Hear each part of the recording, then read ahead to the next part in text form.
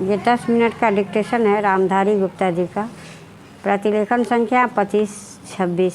Ready 1 2 3 start.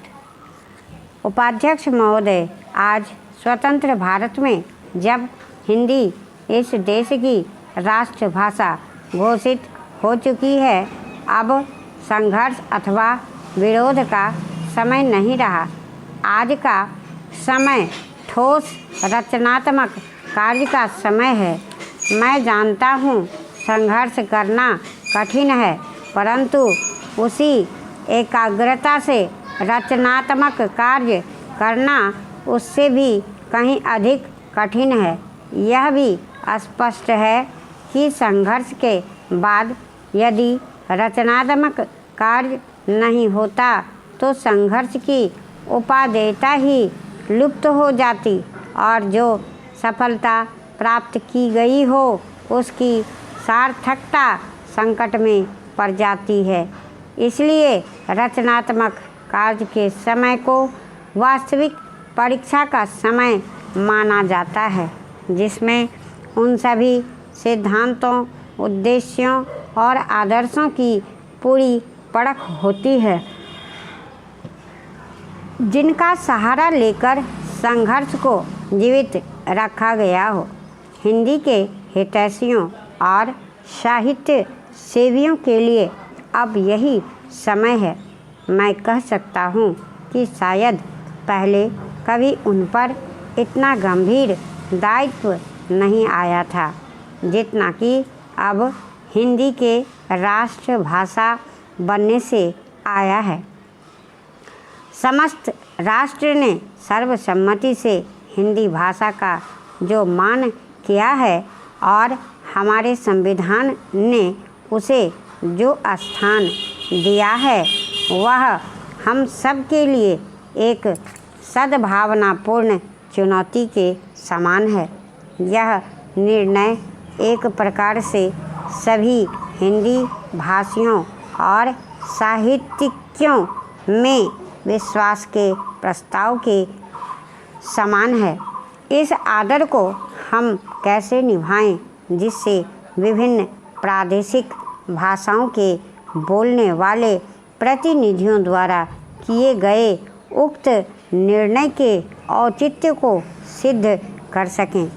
यह एक गंभीर प्रश्न है जिस पर सभी हिंदी सेवियों को विचार करना चाहिए। हिंदी साहित्य सम्मेलन बहुत बड़ी संस्था है जिसके निर्माण में इस देश के अनेकों यशस्वी विद्वानों और देशभक्तों ने योग दिया है। मैं समझता हूँ कि यद्यपि सम्मेलन की स्थापना हिंदी के प्रचारार्थ हुई थी, इसे हिंदी भाषी क्षेत्रों में प्रादेशिक भाषाओं के प्रचार का कार्य भी अपने हाथ में ले लेना चाहिए।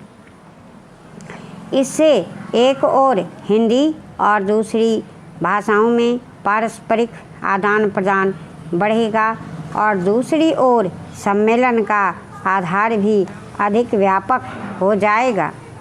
मेरे विचार से यह कार्य राष्ट्रीय साहित्य, हिंदी भाषा और हिंदी साहित्य सम्मेलन तीनों के हित की दृष्टि से उचित होगा।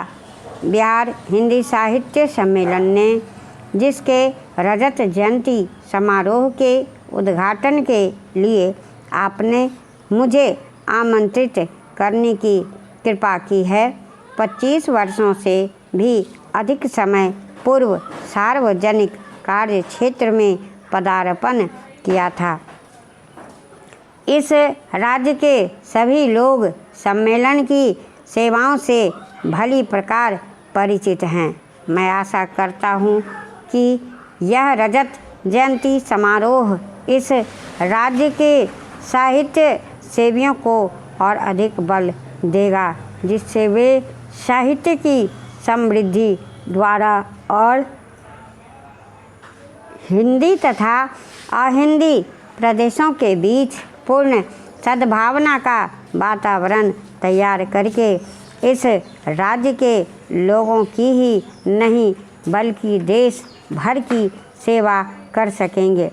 मेरे विचार से हिंदी साहित्य की श्री वृद्धि करके और सभी भाषा भाषियों के साथ सद्भावनापूर्ण संबंध बनाए रखकर हम अपने कर्तव्य का पालन कर सकते हैं। कम से कम इस ओर सबका ध्यान आकृष्ट हो चुका है। बहनों, शिक्षा संस्थाओं से जब कभी भी मुझे बुलावा आता है तो मैं वहाँ जाने से इनकार नहीं कर पाता, क्योंकि शिक्षा संस्थाओं से मेरा आरंभ से ही कुछ न कुछ संबंध रहा है और शिक्षा शास्त्र में भी मेरी पहले से काफ़ी रुचि रही है। अतएव मुझे जब आपका निमंत्रण मिला, मैंने उसे बड़े हर्ष के साथ स्वीकार किया और मुझे अत्यंत प्रसन्नता है कि आज मैं यहाँ आ सका। आप सब बड़ी सौभाग्यशालिनी हैं कि आप इस कन्या महाविद्यालय में शिक्षा पा रही हैं, क्योंकि इस महाविद्यालय का इस राज्य में अपना एक विशेष महत्व है और इसका इतिहास नारी जागृति तथा उन्नति का इतिहास है। इसकी स्थापना उच्च आदर्शों को लेकर एवं नारी जागृति तथा राष्ट्रीय उन्नति की पुनीत भावनाओं से प्रेरित होकर आज से बहुत साल पहले एक ऐसे सच्चे समाज सुधारक के द्वारा हुई थी, जिनके हृदय में मुख्यतः नारी जाति के प्रति विशेष गौरव और महान आदर था। आप सबको मालूम ही होगा कि हमारे देश में दो प्रकार की शिक्षा संस्थाएं विद्यमान हैं।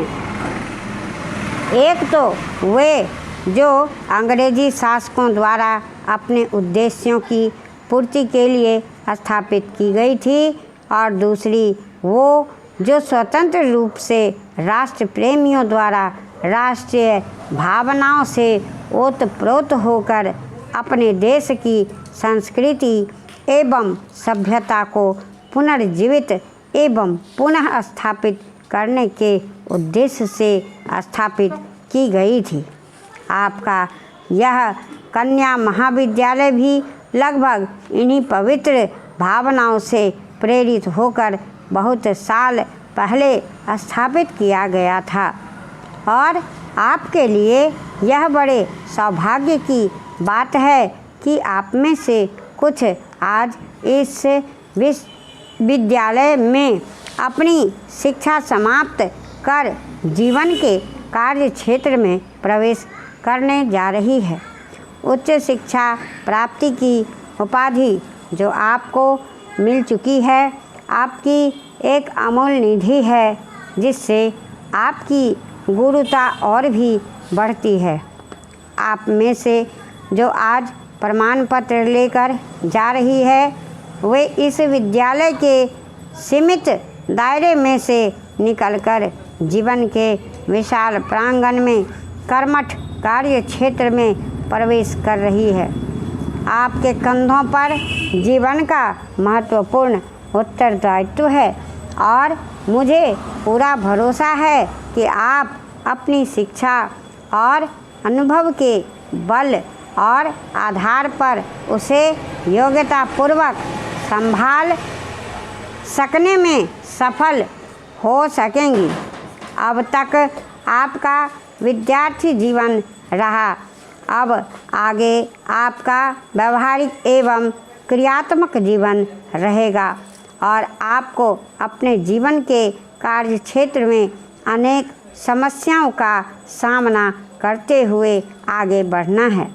मुझे आशा है कि आपने यहाँ जो शिक्षा दीक्षा ग्रहण की, उससे आप शक्ति और स्फूर्ति ग्रहण कर स्वतंत्र देश की दायित्वपूर्ण नागरिकों की भांति उसे निभा सकेंगी। यह सब आपके लिए तभी संभव होगा जब आप यह भली भांति समझ लेंगी कि आपको अपने जीवन में क्या करना है।